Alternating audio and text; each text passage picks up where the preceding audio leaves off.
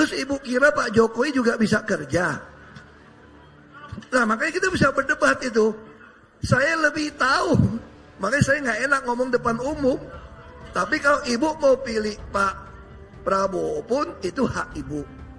Tapi saya mau sampaikan juga, tidak fair kalau kita pilih presiden bukan berdasarkan kemampuan kerja. Itu aja dasarnya. Ya, itu aja.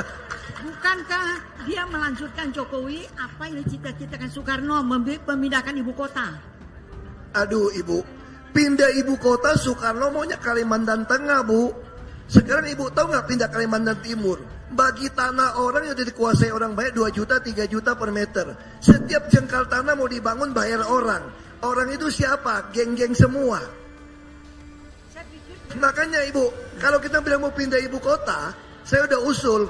Kenapa nggak Kalimantan Tengah seperti usulnya Bung Karno? Tanahnya nggak usah beli.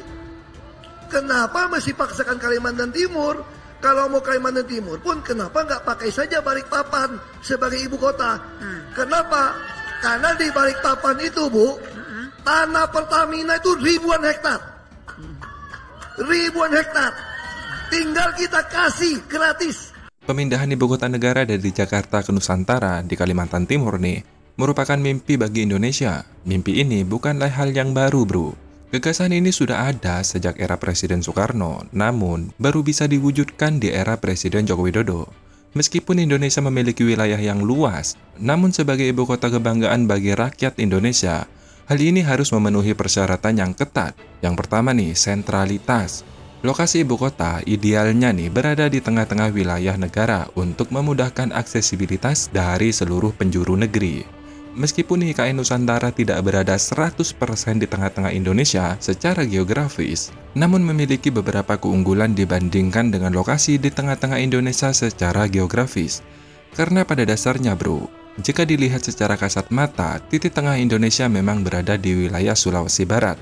Namun perlu diingat bahwa kita harus mempertimbangkan persyaratan lainnya seperti faktor keamanan. Lokasi ibu kota harus terhindar dari resiko bencana alam seperti gempa bumi, tsunami, bahkan gunung berapi.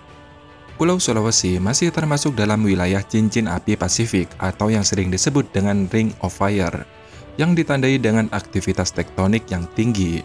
Sulawesi terletak di pertemuan beberapa lempeng tektonik yaitu lempeng Indo-Australia, lempeng Eurasia, dan lempeng Pasifik. Pergerakan lempeng-lempeng inilah yang menyebabkan aktivitas tektonik yang tinggi di Pulau Sulawesi. Jika melihat faktor alam, untuk meminimalisir resiko, pilihan terbaik adalah Pulau Kalimantan. Yang berikutnya adalah yang tak kalah penting, ketersediaan lahan.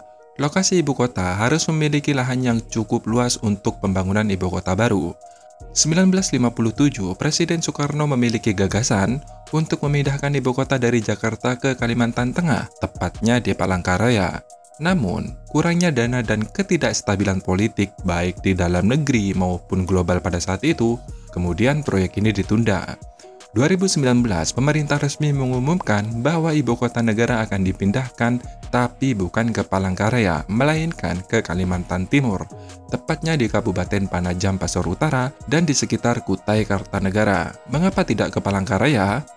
Seperti di video awal tadi, Ahok menyatakan bahwa Pertamina memiliki lahan yang sangat luas di Kalimantan Tengah.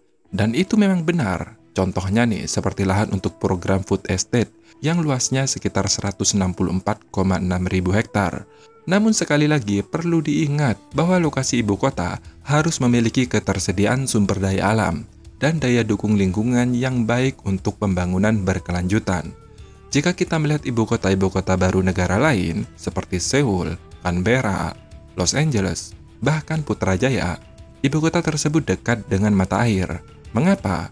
Karena ibu kota harus memiliki akses ke sumber daya alam seperti air dan energi yang cukup, baik saat dibutuhkan maupun dibuang saat berlebih.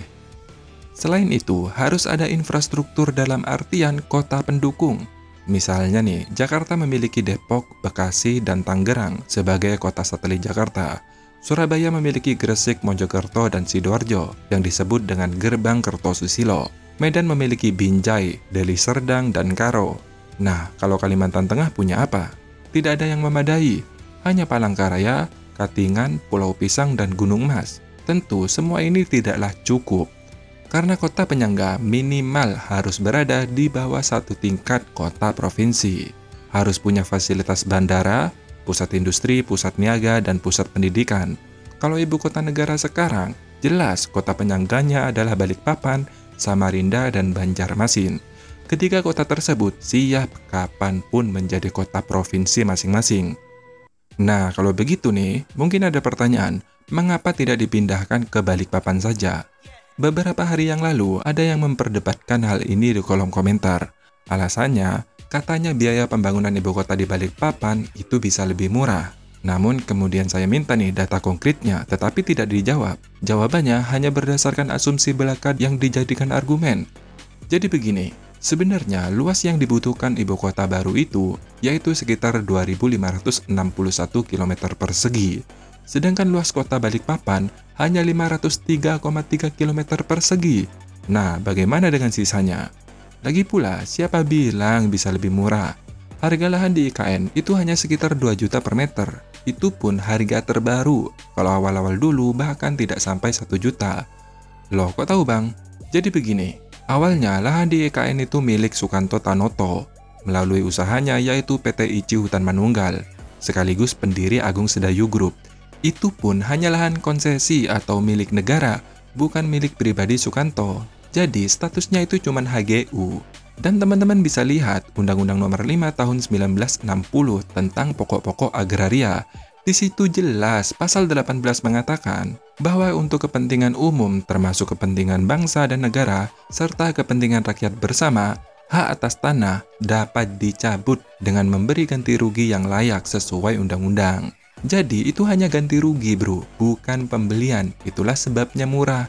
PT ICI Hutan Manunggal menanam pohon, membutuhkan pupuk, membutuhkan pekerja, ada kantor dan lain-lain. Maka wajarlah harus ada ganti rugi. Sementara jika ibu kota dibangun di Balikpapan, siapa yang bisa menjamin harga bisa semurah itu untuk seluruh luas lahan yang dibutuhkan untuk ibu kota? Apa mungkin rumah warga digusur lalu hanya diganti dengan harga tanah 2 juta per meter persegi? Mari kita menggunakan data bukan hanya asumsi, supaya SDM kita, masyarakat kita itu bisa maju bro. Dari semua persyaratan itu, lokasi IKN yang sekarang memang adalah lokasi yang terbaik. Dan ini hasil kajian dari orang-orang yang memang kompeten di bidangnya. Jelas track recordnya dari berbagai disiplin keilmuan yang dikumpulkan dari universitas-universitas ternama yang ada di Indonesia. Jadi lokasi itu nggak asal tunjuk bro, ada studinya, ada analisisnya, bahkan sampai ke Korea untuk mempelajari ini bro. Nah, semoga informasi ini bermanfaat. Terima kasih sudah menonton. Saya Wibisana, sampai jumpa.